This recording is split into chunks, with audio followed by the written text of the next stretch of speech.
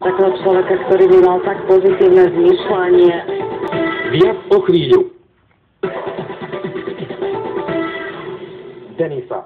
Večne usmiatá a plná pozitívnej energie.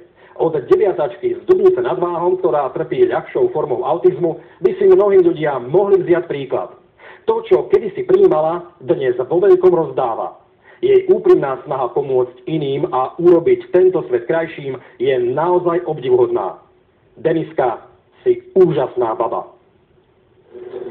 Asi nie je chvíľa, kedy by bola úplne ticho alebo nič nerobila. S úsmevom na tvári každý deň a okamžite pripravená byť tu pre kohokoľvek.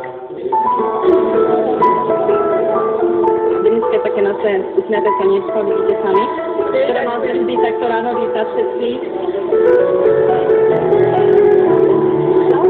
Naozaj si necítim takého človeka, ktorý by mal tak pozitívne zmýšľanie a tú dobrotu srdiečka. A ja?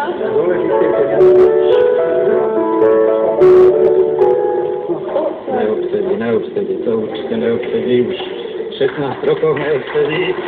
Do normálnej školy ju integrovali ako prváčku. Začiatky vraj boli veľmi ťažké a veľakrát na hranici zvládnuteľnosti či rezignácie. Vydržali však.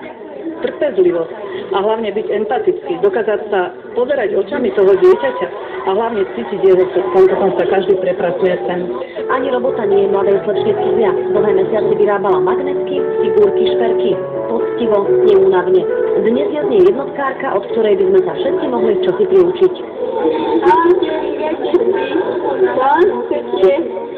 Vyrobené predaky zarobené darovať chorým. Dievča, ktorému od malička pomáhajú rodičia a asistentky dnes vracia to, čo dostala. Nezištnú pomoc. Mňa takéto výrobky strašne bavia, rovnako ako ma baví pomáhať druhým a keď skombinujem tieto dve veci, tak jednoducho to je normálne ráj. Chytať za srdce, to vie Denisa naozaj dokonale. Jej príbeh a ochota pomáhať oslovila aj tých, ktorí ju nikdy nevideli.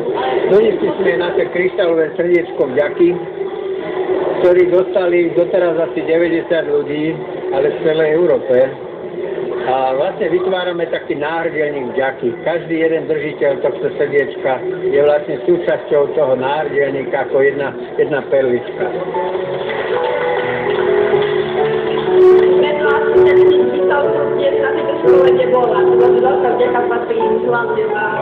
Hlavne jej mama, jej toto šťastila, to je fakt. Jej jedno veľké ďakujem tiež patrí. Máme, určite. Pozdravujem vás všetkých. Ahojte, dobrý deň.